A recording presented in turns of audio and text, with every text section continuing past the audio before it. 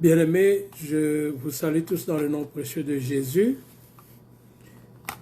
Je suis avec vous pour vous partager la parole de Dieu.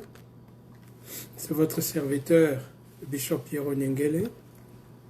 Et nous avions commencé la fois passée un sujet, nous avions commencé avec un thème particulier, c'était plus qu'un GPS. C'est-à-dire que dans Romains chapitre 8, la Bible dit « Tous ceux qui sont conduits par l'Esprit de Dieu sont fils de Dieu ». Donc nous avons intérêt à être conduits par le Saint-Esprit parce que nous sommes des enfants de Dieu. Et ce sont les enfants de Dieu qui sont conduits par le Saint-Esprit. Je crois que j'avais raconté cette petite histoire. Nous sommes allés nous promener avec mon épouse. Et là où nous sommes allés, c'était loin. Nous ne connaissions pas l'endroit, mais on avait l'adresse. Alors, ce qui nous a servi, c'était le GPS. Parce que nous avons mis l'adresse dans le GPS pour que nous puissions nous déplacer. Nous sommes allés, c'était très loin. Mais grâce à notre GPS, ça nous a permis d'arriver là où nous étions en train de partir. Et nous étions tout simplement attentifs et obéissants. Quand le GPS dit à gauche, on va à gauche. À droite, stop, stop. Quand le GPS nous dit, si le GPS nous dit attention devant, il y a un véhicule qui stationne, on comprend qu'on doit être prudent. J'avais même dit qu'il y avait d'autres GPS qui disaient même devant, il y a la police à telle distance, il y a un véhicule qui stationne là-bas, il y a un objet sur la route, ça nous permettait d'éviter certains objets sur la route. Ça nous évitait des accidents ou des catastrophes qui pouvaient nous arriver. Parce que tout simplement, un GPS nous a dit « attention ». Et nous avons obéi au GPS. Alors, je suis en train de me demander si Romains 8, 14 nous dit que tous ceux qui sont conduits par l'Esprit de Dieu sont fils de Dieu. Si tu es conduit par le Saint-Esprit, tu es fils de Dieu. C'est très important que nous comprenions qu'il y a plus qu'un GPS, parce que le Saint-Esprit est plus qu'un GPS. Le Saint-Esprit est Dieu. Être conduit par le Saint-Esprit, c'est être conduit par Dieu. Celui qui t'a créé et qui t'a aussi destiné quelque chose de meilleur. Je voudrais que nous puissions lire, ajouter à notre verset de Romains 8, 14, qui dit que tous ceux qui sont conduits par l'Esprit de Dieu sont fils de Dieu. Nous allons lire un texte dans Juges, chapitre 18. Vous permettez, j'ai des petites lunettes de lecture. Nous sommes en train de prendre de l'âge, quelque part. Les yeux réclament aussi d'assistance. Mais c'est beaucoup plus quand j'ai passé beaucoup de temps durant la journée à l'écran. Et après ça, quand tu essaies de lire, ça devient compliqué.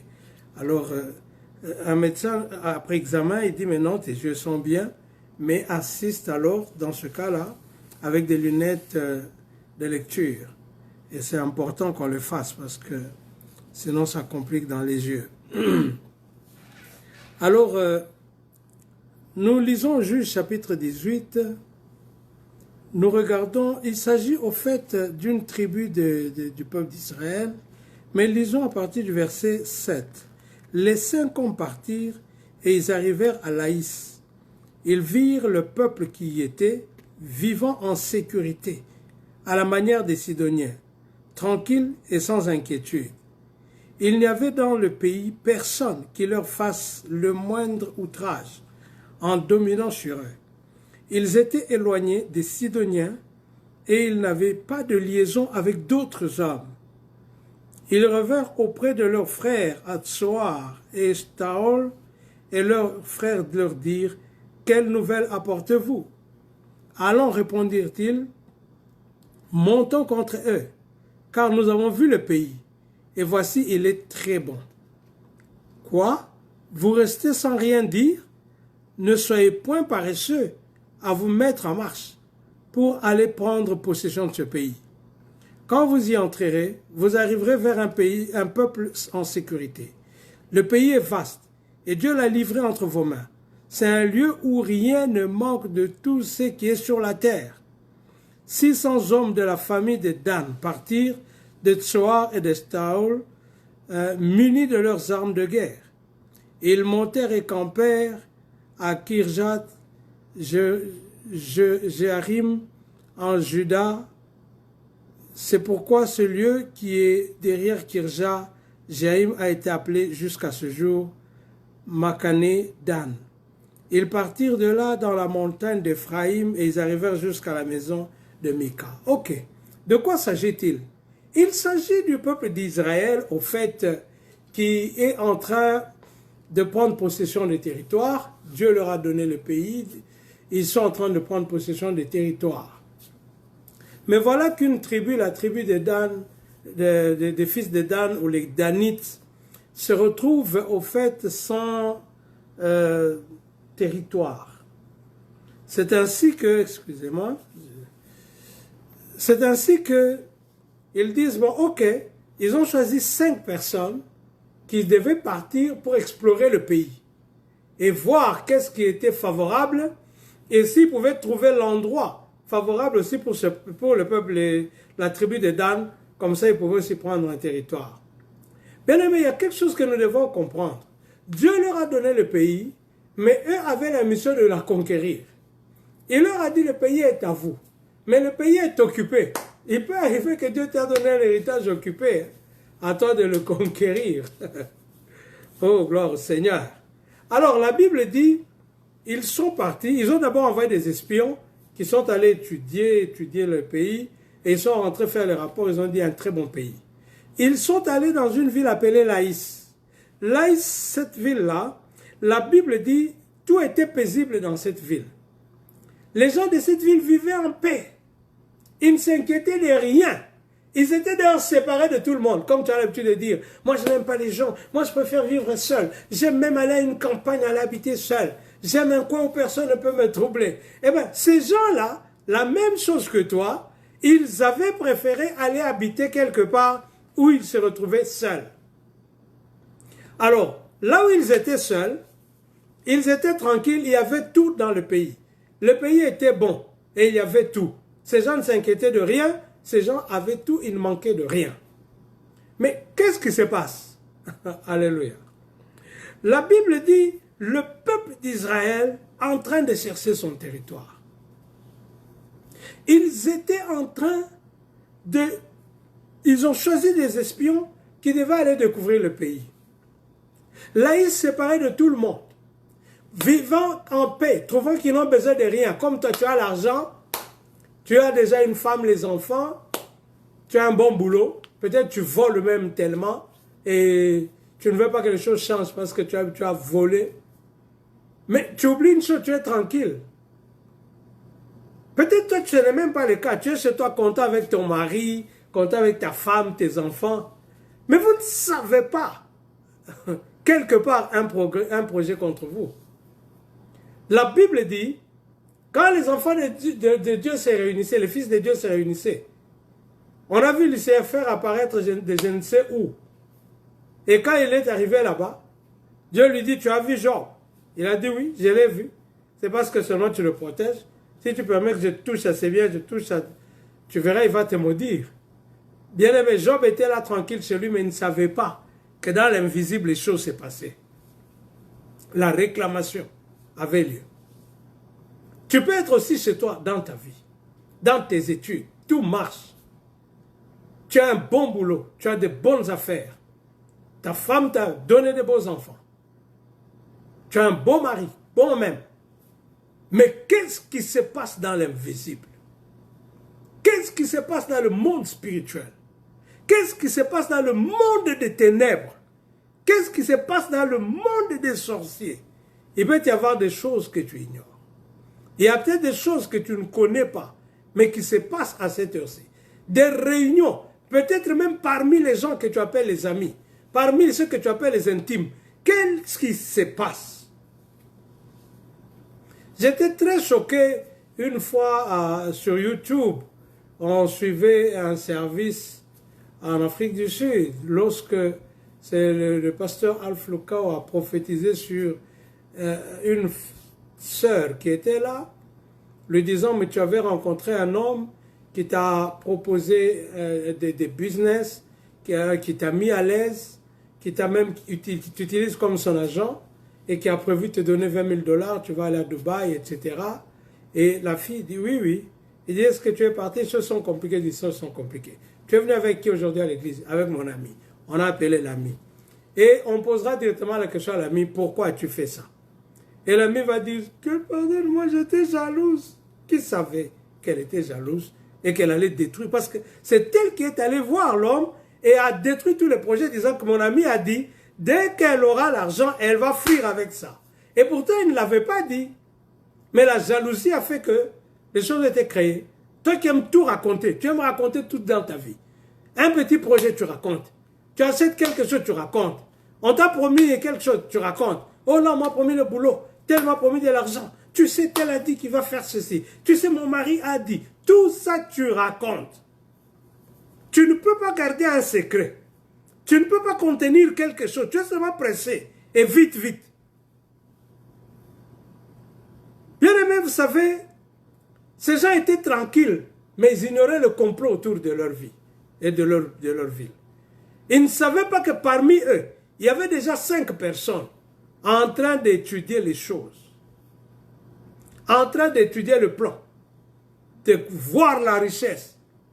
Il y a peut-être des gens qui convoitent ta bénédiction, qui sont déjà tout près de toi et qui sont déjà pratiquement dans le sillage. Ils sont même déjà entrés dans ton intimité sans que tu ne le saches. Il y a des gens qui peuvent créer avec toi des amitiés, créer avec toi l'amitié tout simplement pour aboutir à un complot. Mais toi, tu es tranquille, tu ne t'inquiètes de rien. La Bible dit la même chose dans cette ville. Vous voyez, on ne s'inquiétait ni d'à manger, ni d'habillement, ni de quoi que ce soit. Il se suffisait. Comme plusieurs leur vie, ils pensent qu'ils se suffisent. Ils posent même la question, Dieu, pourquoi faire? Est-ce que j'ai besoin de lui? Pourquoi?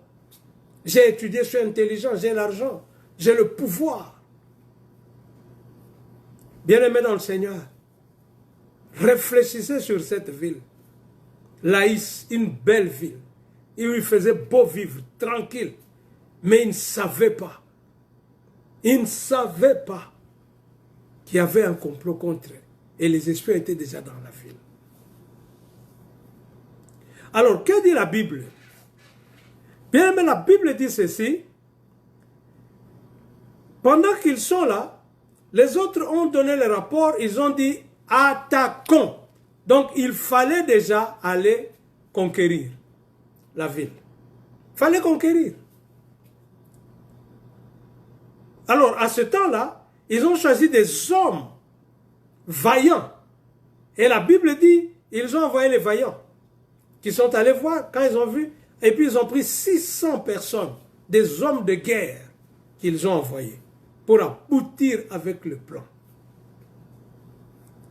Alors, on va un peu plus loin, le verset 27. Donc, Juge chapitre 18, verset 27. Ils enlevèrent ainsi, ce qu'avait fait Mika, et emmenèrent le prêtre qui était à son service. Et ils tombèrent sur Laïs, sur un peuple tranquille et en sécurité. Ils la passèrent au fil de l'épée et ils brûlèrent la ville. Personne ne la délivra, car elle était éloignée de Sion, et ses habitants n'avaient pas de liaison avec d'autres hommes. Elle était dans la vallée qui s'étend vers Beth-Réoth. Les fils de Dan rebâtirent la ville et ils y habitèrent. Ils l'appelèrent Dan, d'après le nom de Dan leur père, qui était né à Israël, mais la ville s'appelait auparavant Laïs. Alléluia. Vous comprenez ça, ce peuple? Ils avaient Dieu. Dieu leur avait donné le pays. Mais un peuple n'avait pas, un d'eux n'avait pas l'héritage. Alors qu'est-ce qu'ils ont fait? Ils ont espionné Laïs. La Bible dit, un peuple tranquille et en sécurité. Et la Bible dit, oui, donc dans ce peuple-là, dans son milieu, la ville de Laïs, il fait beau vivre. On n'a pas à s'inquiéter. Tu es formidable. Comme toi, c'est toi, tu es formidable. Tu es fier. Tu racontes, mon mari, mes enfants, d'avoir mon fils, ma fille, d'ailleurs tel de chez moi, mon enfant est en Allemagne. Tu sais, ma fille a réussi, elle a terminé à l'université, elle a eu un bon boulot, on le paye 4 000 $, 15 000 $, 25 000, très bien. Toutes ces choses-là racontent, parlent beaucoup. La Bible dit, ces gens ont dit montons, et ils sont montés sur la ville de Laïs. Ils ont passé la ville en épée, c'est-à-dire on a tué. Ils ont brûlé la ville. Et ils ont pris possession. Et ils ont rebâti la ville, qu'ils ont rebaptisée et renommée. Ils ont appelé Dan, le nom de leur père. Bien-aimés, nous devons comprendre quelque chose. La Bible dit que si quelqu'un n'a pas Christ, celui-là est dans les ténèbres. Il est mort. Il est dans les ténèbres. Tu ne peux pas savoir qu'est-ce qui se passe dans ta vie. Mais de fois, même des enfants de Dieu sont tellement distraits qu'ils ne savent pas repérer le mouvement du GPS qui me dit « Attention, sur le chemin, il y a un obstacle. Attention, dans le monde invisible, il y a un complot. Attention, la sorcellerie a déjà commencé à opérer. » Je me rappelle des années. Un jour, nous sommes assis dans la maison. On était dans la chambre. Je me lève, je dis à mon épouse, il y a une attaque de sorcellerie qui se passe contre nous, mais les personnes qui attaquent en ce temps actuel nous sont tellement proches. Au même instant, le Saint-Esprit lui dit, je vais te les montrer tout de suite. Elle lui dit, Seigneur, attends un peu, parce que ça l'a un peu embrouillé, elle ne savait pas qui elle va voir. Je vais te montrer tout de suite. Il dit, attends un peu, attends un peu. Et puis elle a dit, ok Seigneur, je suis là. La première personne, regarde-t-elle. Voici le genre d'esprit qui travaille dans cette personne. Regarde telle personne, regarde-t-elle, regarde-t-elle. La première dont je t'ai parlé, demain parle-lui. Dis-lui que moi, l'Éternel, je t'ai dit. De lui demander d'arrêter avec la sorcellerie. Bien-aimé, le jour suivant, la femme est passée. Elle a appelé, viens. Le Seigneur m'a dit que tu dois arrêter avec la sorcellerie. Elle dit, moi, en tout cas, je regrette beaucoup. Comment tu peux me tenir un tel langage? Comment tu peux dire ça de moi? Elle est partie déçue. On la regarde dans le cœur, on s'est dit, oh, peut-être que... On ne sait, mais Dieu a parlé. Et après, qu'est-ce qui se passe? Vers le jour suivant, maman, je peux te parler? Elle dit oui. C'est au sujet de ta révélation d'hier. Elle dit, mais toi, tu as dit que ça ne te concernait pas. Non, il faut qu'on parle, c'est une vérité. Vous comprenez? Bien aimé, nous avons besoin du Saint-Esprit. La Bible dit que ceux qui sont conduits par l'Esprit de Dieu sont fils de Dieu. Parce que l'Esprit te conduira dans toute la vérité. Il va t'avertir, il va t'alarmer. Il peut même te dire, attention, tel ami, fais attention. Quand le Saint-Esprit parle, écoute au pays et tu verras qu'il y a la bénédiction du Très-Haut. Et le Seigneur l'a fait à plusieurs reprises. Mais c'est ceux qui allaient les avertir. Ils ont préféré vivre seuls. Ils sont en paix tranquille. Comme toi, tu préfères vivre sans Dieu. Ne pas être conduit par le Saint-Esprit. Et c'est la personne qui te ronge et avec toi. La personne qui est liée à toi directement. Je me rappelle, une femme avait des problèmes impossibles avec son mari. Tous les jours, la bagarre, des problèmes, des querelles, disputes, chaque jour, de lundi à dimanche. Et cette femme, pendant que je suis en train de parler avec, je commence à prier, elle est tombée. Au même moment, mon épouse, maman Marie-Claire, entrait aussi. Elle venait là au salon. Et dès qu'elle est arrivée, elle me dit, je suis en train de voir une femme qui s'appelle telle. J'ai dit oui. La femme, l'esprit qui attaque cette jeune femme doit lui être si proche. Pourquoi? Parce que les deux mains étaient dans ce sens liées quand il est tombé. Les deux jambes liées. Et le visage ne voulait pas aller là où nous étions. Elle tournait le visage de l'autre côté. Je compris que c'est une façon de camoufler le visage. Et par la révélation divine, même le nom a été donné. Alors, juste après la prière, la sœur se lève, elle dit, mais j'ai entendu, malgré cet état, j'ai entendu le nom. Vous avez parlé de tel? Elle dit oui. Elle dit, c'est ma mère.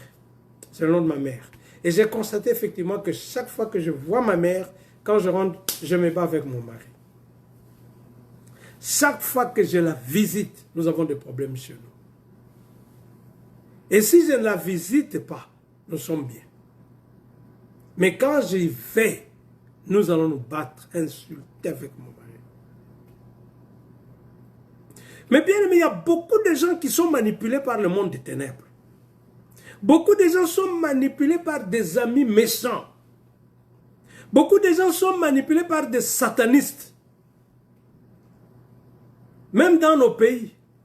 Quand on regarde toutes les choses qui se passent avec les politiciens dans les pays que nous avons, dans le monde entier d'ailleurs, il y a beaucoup de manipulation du satanisme. Même tous ces événements qui se passent actuellement ne sont pas tellement là comme, je ne sais pas quoi, les gens sont brûlés, je ne sais pas quoi. Non, non, non, non, bien aimé, le moment est bizarre.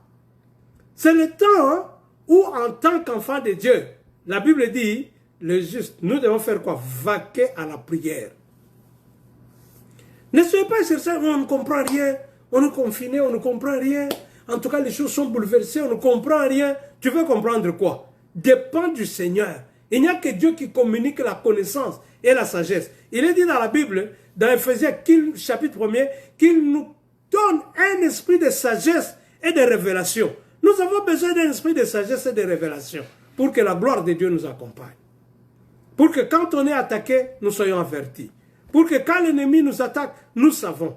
Quand il y a des choses, même endormies, pendant que tu es endormi, un mouvement négatif se passe, l'Esprit de Dieu touche ton esprit pour que tu te réveilles. Mais bien aimé, cela est très important. Vous savez,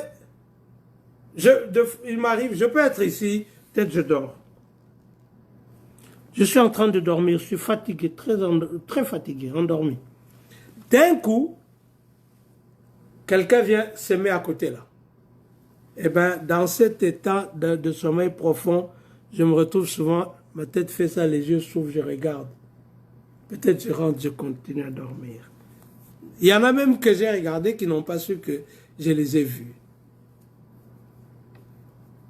Tu peux même prendre quelque chose. Tu dis, il dort, mais moi je prends, j'en ai besoin. Ok. Quand je me réveille, je dis, tel, ce que tu as pris, tu m'as vu. Oui. Je ne sais même pas de fois expliquer comment mes yeux s'ouvrent. Je peux être même sur mon lit. Un mouvement quelconque, les yeux s'ouvrent et regardent. Et puis se referment. Mais l'image fixée dans mon esprit. Quand nous vivons avec Dieu, c'est lui qui nous communique la sensibilité, c'est lui qui nous donne la révélation, c'est lui qui nous aide à avoir la capacité divine. Tel qu'on ne soit pas surpris. Tel qu'on ne tombe pas dans des pièges de l'ennemi. Mais bien aimé, dans le monde spirituel, même le combat spirituel, comme on peut dire là, on t'attaque quand il y a beaucoup de choses qui se passent. Moi, je ne crois pas qu'il faut qu'on se mette à dire on va combattre avec... Non, nous avons l'autorité. Mais même dans ce monde-là qui nous attaque, toutes sortes de choses qui se passent, le Saint-Esprit est celui qui nous guide. C'est celui qui nous avertit. Je vous ai donné l'autre fois un conseil. Quand vous sentez le désordre, la paix vous quitte, faites attention. Quand vous sentez une agitation interne, faites attention. Vous sentez que quelque chose ne va pas, vous devez réfléchir. Et de fois, certaines douleurs sur le corps sont un langage pour te dire attention. Il est dit dans Job que Dieu parle tantôt d'une façon, tantôt d'une autre, mais on n'en prend point garde. Vous comprenez? Et il parle même par la douleur, quand vous lisez la suite de ce texte. Même par la douleur, il parle à l'homme pour le récupérer. Il peut passer par le chemin de la douleur. Juste pour te récupérer. Je vais donner un exemple. Je suis à Johannesburg avec ma famille. À un moment, nous rendons compte que les choses étaient encore un peu compliquées. Il fallait se stabiliser sur le terrain. On a vu que lancer l'église, ce n'était pas peut-être le moment. On a dit, ok, nous allons lancer notre église plus tard. Comme il y a déjà une église, on va joindre une autre église. On évolue d'abord ensemble. Plus tard, nous verrons ce que nous allons faire. Eh bien, qu'est-ce qui se passe? Nous sommes entrés en contact, un bien-aimé, un homme de Dieu, qui peut même, quand il nous suit, il peut toujours, il sait de quoi je dis. Eh bien, nous sommes entrés en contact avec des hommes de Dieu, une église. Nous avons parlé ensemble, on a dit, ok, nous allons évoluer ensemble. Nous, ça ne nous dérange pas, c'est l'œuvre de Dieu. Voilà que quelques jours après, nous avons eu ce contact. Quelques jours après, quelques temps après seulement, il y a eu une conférence. Il y a eu une conférence. Et à cette conférence, il y a un homme de Dieu qui parlait, je suis en train de me rappeler encore de son nom, Collins. Il est en train de prêcher et il me pointe du doigt, il m'appelle. Et il va me dire, je suis en train de voir que tu es allé joindre un autre ministère, une autre église. Eh bien, Dieu n'est pas d'accord avec toi, il ne veut pas, parce que tu vas embrouiller son plan. Car je vois ici, comme un tourbillon qui commence petit en train de grandir, de monter, et le Seigneur dit, j'ai un grand projet avec lui, parce que je voudrais que l'œuvre qu'il va accomplir avec moi sera sur le plan international. Je sais ce que je vais faire avec lui. Dis-lui de se déconnecter de ces gens qui se déconnectent. Oh, ok, j'ai reçu la révélation, il a parlé, et beaucoup d'hommes de Dieu étaient là. Je rentre à la maison, je dis, quand il faut me demander de te déconnecter, tu es le premier. Mais quand j'ai des problèmes, tu fais semblant. Tu me dis de me connecter, nous ne sommes pas stables, comment on va tenir ça, le travail, hein? Eh bien, nous, on a pris la décision, on stoppe d'abord avec notre vision. On peut évoluer avec les autres. Plus tard, nous verrons ce qu'on peut faire. Mais maintenant, là, non. Le Saint-Esprit, en réalité, avait déjà commencé à me demander de me déconnecter. Alléluia. Bien-aimé, beaucoup d'enfants de Dieu, la révélation, les prophètes ou les autres peuvent venir avec les révélations, c'est beaucoup plus pour confirmer ce que l'Esprit a déjà dit à ton cœur, dans ton esprit. Quand il te voit, tu n'agis pas, alors il parle par quelqu'un d'autre. Eh bien, à ce temps-là, j'ai répondu ouvertement, je dis, Seigneur, moi, je décide que je ne veux pas faire ça maintenant. Je ferai le ministère plus tard. On va d'abord s'organiser, après on va reprendre le ministère, mais ne me demande pas d'aller me déconnecter parce que tu es à la vision. C'est très bien d'en parler, mais quand il faut être là pour prendre tes responsabilités, Seigneur, tu laisses tomber les choses. Demandez à mon épouse, je dis la vérité. J'ai dit là, tu laisses tomber les choses. C'est à moi de me débrouiller. Mais pour me dire, déconnecte, là, tu as toujours été le premier. Vous savez qu'est-ce qui se passe? Comment vas-tu combattre avec celui qui t'a créé et qui est en toi? Lui, il agit de l'intérieur, de tout ton être. Il agit. Et toi, tu dis, je vais me battre avec lui. Vous voyez comment les gens se détruisent? Surtout les hommes de Dieu. Faites attention. Alors, bien-aimé, qu'est-ce qui se passe? Je me rends compte que je voulais me lever. J'ai des douleurs au niveau des articulations, mais je ne comprends pas de quoi il s'agit. J'ai dit, mais c'est mal, les jambes, c'est quoi? Mal. Je me lève difficilement, je viens, je m'assois. Le jour suivant, la même chose, déconnecte-toi. Déconnecte-toi. Finalement, je me mets sur le fauteuil et pour me lever, j'essaye impossible. J'ai des douleurs inimaginables sur tout mon corps. Ma femme tient à gauche. Pasteur Isaac, mon fils, tient à droite. Les autres enfants en train de pousser derrière pour que je me lève. Bien aimé, ce n'était pas facile. J'avais très mal. Je ne pouvais même plus me lever. Tu ne peux pas combattre contre Dieu. Oh. Tu ne peux pas. C'est impossible. Tu vois quelqu'un qui dit, moi je peux lui tenir tête. Toi, tenir tête à Dieu? En tout cas, la Bible dit, même les armées des cieux ne lui résistent pas. Les rois de la terre ne lui résistent pas. Personne ne peut lui résister. Dieu est tout-puissant. Quelqu'un peut être un grand enseignant bouddhiste ou musulman ou je ne sais quoi. Quand l'Éternel dit, tu prends la Bible, tu prendras la Bible. Personne ne lui résiste. Tu peux être le plus grand défunt du monde, le plus grand magicien. Il te confond en quelques secondes seulement. Le jour suivant, tu prêches l'évangile. Bien-aimé, le jour suivant, donc chaque jour ça s'empirait. Toute la famille est sortie, je suis resté au salon assis avec des douleurs. À un moment, j'ai dit seulement dans mon cœur, je sais que je ne peux pas te résister. Je sais que je ne peux pas combattre contre toi. Je sais que tu as le contrôle de tout mon être. En fait, je lui appartiens, il a le contrôle de tout mon être. J'ai dit, tu es Dieu. J'accepte. Je me retire. Je t'obéis. S'il te plaît, prends la direction. Directement. Je ne sais même pas comment expliquer, mais j'étais en train de fixer l'ampoule. Quand les autres sont entrés, mais papa, comment tu fixes l'ampoule? Et ils ont vécu ça à plusieurs reprises. Quand il dit gauche, je dis droite. Des fois, on ne sait pas expliquer ce qui se passe. Eh bien, soyez seulement soumis, obéissant. Et quand j'ai compris qu'il faut obéir, il m'amène d'une bénédiction à l'autre. Et j'ai compris qu'avec Dieu, je n'ai pas besoin de chercher à savoir dans mon compte il y a combien. Je n'ai pas besoin de chercher à savoir qu'est-ce qui s'est...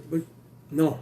Mais quand je marche avec le Seigneur, je suis convaincu que même s'il faut acquérir un immeuble de 5 millions de dollars, j'achèterai ça. Parce qu'il est avec moi. Et à chaque fois que j'ai obéi, je suis béni. Ok, je termine par un témoignage. Un jour, je suis parti à l'église, à Lubumbashi à l'époque. Le dimanche, au lieu d'entrer dans l'église, je suis entré dans mon petit bureau qui était là et j'ai commencé à prier. L'onction est venue si fortement sur moi, je sentais que l'Éternel me maintenait en prière. J'ai dit, Seigneur, je dois parler à l'église. J'ai parlé en langue et c'était une prière puissante. Finalement, j'ai appelé un des frères, j'ai dit, prêche. Je suis rentré, j'ai prié jusqu'à la fin du service. Et j'ai senti en mon cœur, va après toi, rentre, enferme-toi pour toute une semaine dans ce bureau. Et quand je l'ai fait, j'ai commencé à prier. Je me rappelle ma soeur qui dit, mais comment toi tu viens t'enfermer là, tu laisses ta femme et là-bas, les enfants, une semaine durant, tu es toujours là-bas. Non, mais quand même, hein. Plus tard, elle a dit, hey, des choses pareilles, je ne veux plus jamais me mêler. Qu'est-ce qui s'est passé? Lundi, je suis en prière. Mardi, je prie. Mercredi, jeudi, la nuit. Pendant que je priais, je sens clairement la mort dans mes enfants. J'ai dit, Seigneur, ne tue pas mes enfants, s'il te plaît. Et j'ai commencé à supplier, garde-les, protège-les, je te recommande. J'ai prié pour ces enfants depuis leur enfance, je te les ai consacrés. Seigneur, je ne veux pas qu'un seul d'eux ne se perde. Ne tue pas mes enfants. Eh bien, bien, je n'ai rien à voir avec le diable. Moi, je n'ai rien à voir avec les démons. Pour dire, Satan est tué. J'ai parlé avec Dieu d'abord. Mais mon problème, c'est avec mon Père. Ne tue pas mes enfants. C'était jeudi la nuit, toute la nuit. Le vendredi, je suis dans mon bureau, mon ami est venu me voir, Bishop Damien Bilondo est venu me voir. Nous avons parlé un peu et puis je l'ai raccompagné, il sortait de la barrière. Et quand je rentrais vers le bureau, j'ai vu dans mon esprit quelqu'un devant moi qui m'a dit tout de suite, tu rentres chez toi. J'ai dit non, j'ai promis de prier jusqu'au dimanche, je ne partirai pas vendredi aujourd'hui. Je le revois là encore, mais cette fois-là avec un ordre strict et très sévère. J'ai dit tout de suite, rentre chez toi. J'ai dit, ok Seigneur, je vais partir tout de suite. Dès que j'ai dit ok, mon téléphone avait sonné, une sœur a pris le téléphone et est allée donner à maman Marie-Claire, mon épouse. Et quand maman Marie-Claire prenait le téléphone, répondait, on lui dit, faites vite, un enfant vient de se blesser. Un enfant vient de se blesser. Bon, on n'avait pas le temps de réfléchir longtemps, chercher à savoir l'enfant c'est qui vient de se blesser. On a quand même dit, Élisée s'est blessé. Et moi j'ai entendu, j'ai répondu, je pars. Eh bien, elle m'a rejoint, nous sommes rentrés à la maison. Et quand nous arrivons chez nous, qu'est-ce qui s'est passé? L'enfant est monté sur une barrière. Et la barrière, là où l'enfant était, elle glisse. La barrière a des barres de fer au-dessus, là. Des barres. Et quand elle glisse, ces barres de fer-là pénètrent dans le corps de l'enfant. Elle reste accrochée là-bas. Sa grande sœur, elle crie, sa grande sœur vient, l'enlève directement, l'amène dans la maison, enlève les habits. Elle avait 7 ans et commence à essuyer le sang qui coulait. C'est ainsi qu'ils ont appelé vite. Il y avait quelqu'un qui avait une cabine. On a appelé pour nous demander de venir. Et quand on est arrivé, j'ai vu directement des ouvertures sur le corps de l'enfant. Les barres de fer, vous voyez les barres sur une barrière comme ça, dans le corps d'un enfant de 7 ans. Je prends l'enfant, nous prions, nous prenons l'enfant, nous partons à l'hôpital. Et quand nous arrivons là-bas, on appelle tout le monde directement, X-ray, donc radio, tout a été fait sur place.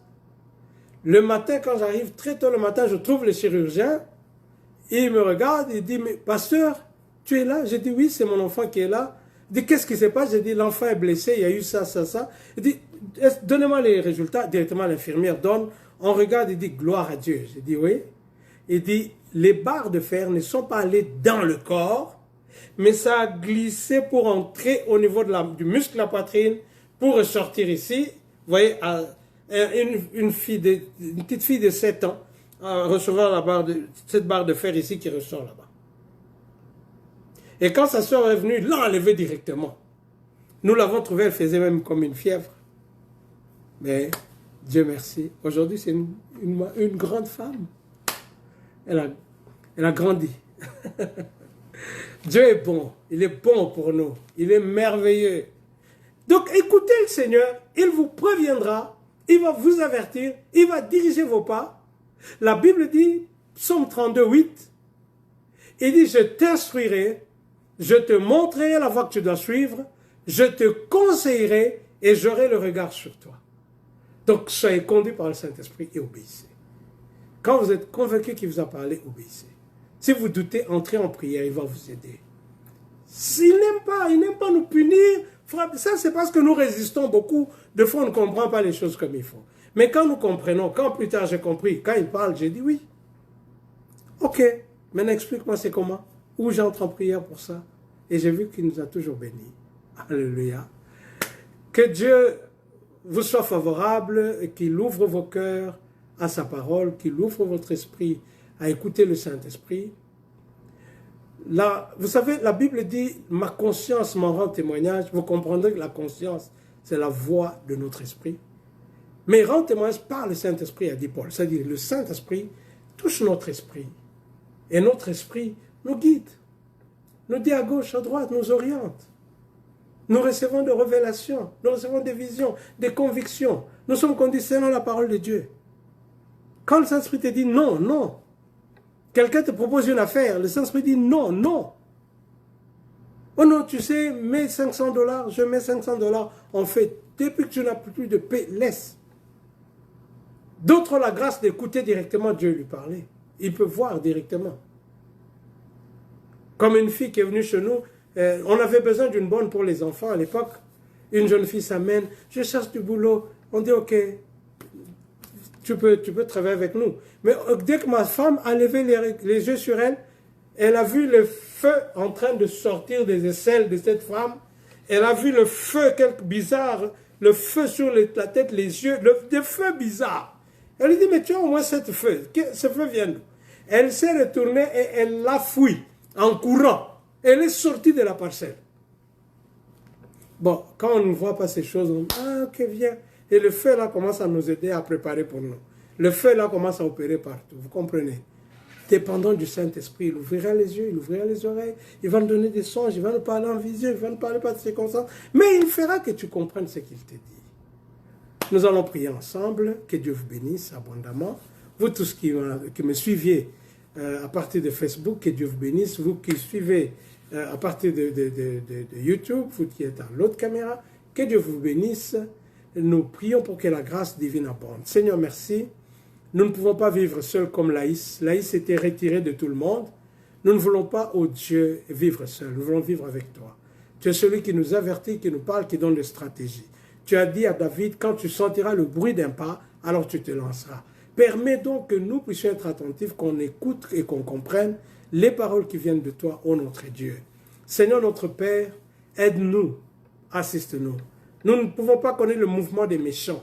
Nous ne savons pas qui est avec nous, qui s'est infiltré dans nos maisons.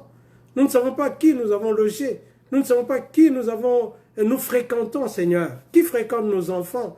Nous ne savons pas. Mais aide-nous, Seigneur, à dépendre de toi. Nous sommes ton peuple, un peuple mis à part, un peuple qui t'appartient en propre. La vie qui est en nous est une vie surnaturelle, une vie qui est capable d'écouter, une vie capable d'être conduite par le Saint-Esprit. Nous prions pour que les yeux spirituels, les oreilles spirituelles soient ouvertes et la grâce divine nous soutienne par le Saint-Esprit. Que ce cher Paraclète nous instruise, nous guide et nous protège afin qu'en toute la gloire te soit rendue. Car la Bible nous dit que quand l'ennemi viendra, comme une mer, l'Esprit de l'Éternel le mettra en fuite. Nous avons foi dans ce que le Saint-Esprit fait. Il nous donne des révélations, il nous donne des dons spirituels, il nous donne la capacité, il nous donne la puissance. Il nous conduit, il conduit nos pas et nous conduit dans le chemin des miracles. Nous voulons qu'il puisse diriger comme ça le monde spirituel. Il contrôle tout. Lui, il voit ce que nous ne voyons pas. Il écoute ce que nous n'écoutons pas. Il connaît ce que nous ne connaissons pas. Seigneur, combien de fois tu as permis que mes yeux voient, mes oreilles écoutent? Combien de fois, Seigneur, j'ai entendu des choses? Parce que toi, tu m'as révélé ces choses, j'ai entendu.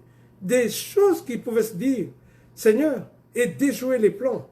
Combien de fois tu l'as fait en révélant des choses dans nos enfants, dans la femme, dans tout le monde qui pouvait voir, même en songe ou en vision.